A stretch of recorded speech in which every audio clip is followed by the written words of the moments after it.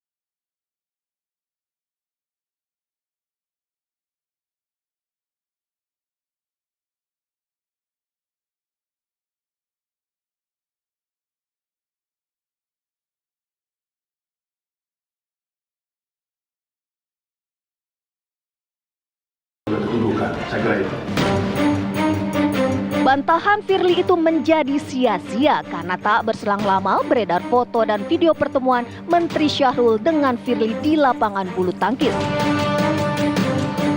Foto dan video itu diduga terjadi saat SYL menyerahkan uang. Heboh kasus dugaan pemerasan oleh Ketua KPK ini mendapat perhatian serius dari Kapolri Jenderal Polisi Sigit Prabowo. Kapolri menugaskan Bareskrim Polri turun tangan dan meminta penyidik untuk cermat dan profesional. Adapun Presiden Republik Indonesia Joko Widodo enggan berkomentar banyak mengenai kasus dugaan korupsi di Kementan dan pemerasan oleh Ketua KPK. Saling kunci antara pihak yang berperkara dengan Ketua KPK dinilai sebagai sebuah ironi. Zainur Rohman, peneliti Pusat Kajian Anti Korupsi UGM, bahkan menyamakannya dengan rantai makanan di alam liar. Sungguh ironi, pengusutan perkara korupsi menimbulkan korupsi baru. Pemerasan menimbulkan pemerasan baru. Ini tidak beda dengan rantai makanan kejahatan, di mana pelaku kejahatan yang lebih lemah diterkam oleh pelaku kejahatan yang lebih kuat. Pakar politik Ujang Komarudin menilai langkah KPK yang menangani kasus korupsi di Kementerian Pertanian bersifat politis. Posisi Nasdem dalam Pilpres 2024 dinilai sebagai pemicunya. Sebelum Menteri Syahrul, Menteri asal Nasdem lainnya Johnny G. Plate juga jadi tersangka dalam kasus dugaan korupsi proyek BTS.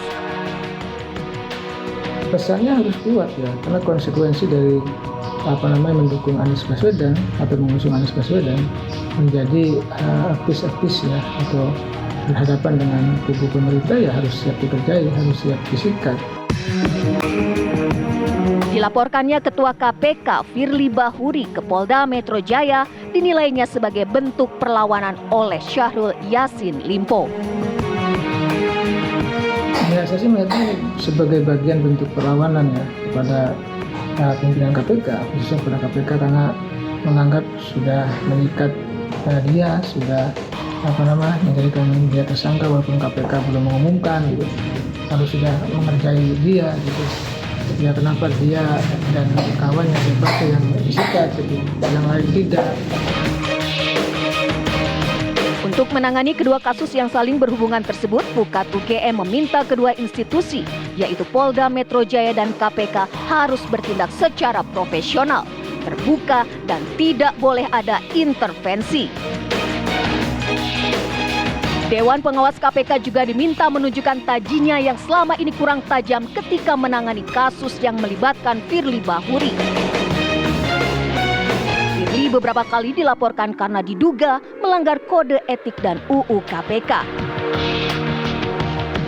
Jika penanganannya tidak profesional, harapan memberantas praktik korupsi akan menjadi bualan semata.